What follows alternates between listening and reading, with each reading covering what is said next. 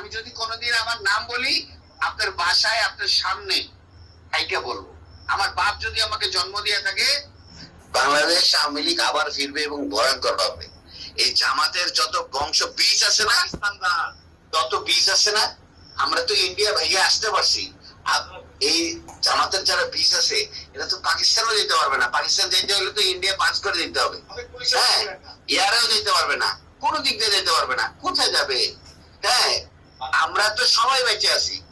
হয়তো বা কিছু লোকজন নিরীহ কিছু নেতা কর্মীদের উপর অত্যাচার করে মেরে ফেলানো হয়েছে, হ্যাঁ, ম্যাক্সিমাম বেঁচে আছি। কিন্তু বাংলাদেশ আওয়ামী লীগের 4 কোটির উপরে নেতা কর্মী আছে, একদম নেতা কর্মী। এর মধ্যে হয়তো বা 50 লাখ মারতে পারবে, 3.5 কোটি বেঁচে আছে। কোথায় যাবে? বাসা থেকে না, মাটির 50 হাত নিচে থাকলেও জামাতের চেয়ে ডেঞ্জারাস ভাবে ওদেরকে মৃত্যু দিব।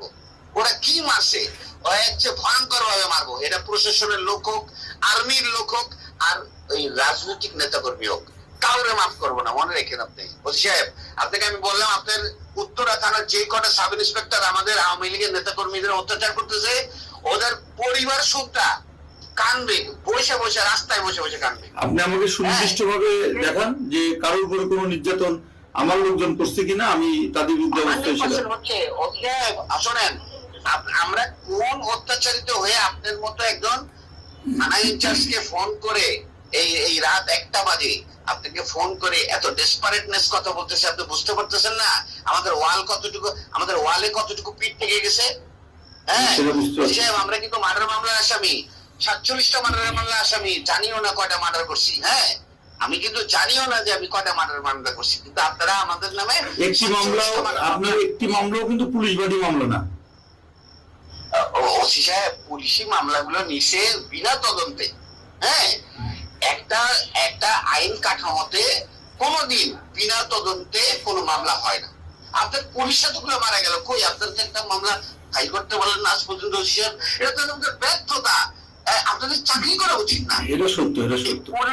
এই পুলিশগুলো যাই হোক, আওয়ামী লীগ বলেন, ধরেন ওরা আওয়ামী লীগের পরিবারের, কিন্তু পুলিশ ছিল তো, এতগুলো মারা গেল আজ পর্যন্ত তো কেউ, আপনারা 10 জন পুলিশের দিকে দাঁড়াই তো বলতে পারলেন না। একটা প্রেগনেন্ট মহিলা পুলিশের একজন সাধারণ অফিসার, তার মতো মহিলাকে এত নৃশংস ভাবে মার্ডার করলো। সে তো এই প্রেগনেন্ট অবস্থায় তো কোনো জামাতের নেতা বা কোনো ছাত্রকে মারতে যায়নি, তো তাকেও মেরে ফেললো। কই আপনার তার মামলাটাও তো করতে পারলেন না।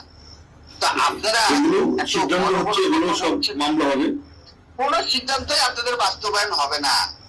সাহেব, আমরা রাজনীতি করে এসেছি, আমি আজকে 21 বছর প্রেসিডেন্ট সেক্রেটারি। আমার কি ওই ধারণা নাই বাংলাদেশের রাজনীতি কোন দেশের মানে কথায় চলে? হ্যাঁ, আমেরিকা কয়দিন সেভ করবে সাহেব? ঠিক আছে, আমরা ছোট চাকরি করি, ছোট মানুষ, আপনি করেন, আপনি আমার থানা দিয়ে না সাহেব, আপনার তো ছোট মানুষ, কিন্তু আপনার কার্যক্রম তো বড় বড়। আপনার কার্যক্রম ঠিক করেন সাহেব। হ্যাঁ, আল্লাহর কসম, আমার কার্যক্রম যদি কোনো অপরাধ থাকে, এটা আমার কর্তৃপক্ষ বা আমার উপরে আছে সে দেখবে। তবে আমার কোনো অফিসার যদি অন্যায় করে থাকে, আপনি সেটা আমাকে দেন, আমি সেটা দেব। আমার বিরুদ্ধে যদি কোনো অভিযোগ থাকে সেটা দেন, আমি সেটা জবাব দেব।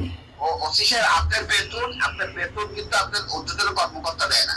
আপনার বেতন কিন্তু বাংলাদেশ গণপ্রজাতন্ত্রী সরকার, বাংলাদেশ প্রজাতন্ত্রী সরকার, মানে আমি যদি কোনো আপনি 10 মিনিট কথা বললেন আমার সাথে, এর মধ্যে যদি একটি অভিযোগ আমার বিরুদ্ধে দেখান যে আপনি দেখাতে পারছেন কিনা, এভাবে বড় কথা বললে তো হবে না।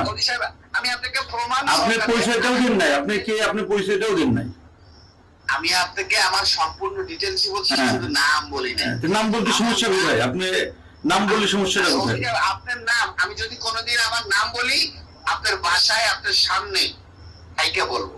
আমার বাপ যদি আমাকে জন্ম দিয়ে থাকে, আগামী 2 মাসের মধ্যে যদি আপনার কার্যক্রম এরকম থাকে, আপনার বাসায় আপনার সামনে যদি না বলতে পারি, আমার বাবা আমারে জন্ম দেয় নাই। ঠিক আছে, আমি অপেক্ষায় থাকলাম, আপনি আসেন। হ্যাঁ, আমি আপনাকে মনে রাখেন, আপনি আরেকবার আরো যদি এরকম আপনার কার্যক্রম চলে, আগামী 2 মাসের মধ্যে আপনার সঙ্গে আমার একদম সরাসরি দেখা হবে, এবং আমার নাম আপনি যদি সরাসরি আপনার মনে না থাকে, আমার বাপ আমার জন্ম দেয়নি। ঠিক আছে, আপনি আসেন, 2 মাস আর্মির হেল্প নিয়েন আপনি ওসি সাহেব। যদি আপনি এরকম কার্যক্রম থাকে, আপনি বাংলাদেশ আর্মির হেল্প নিয়ে। ঠিক আছে, অপেক্ষা করলাম।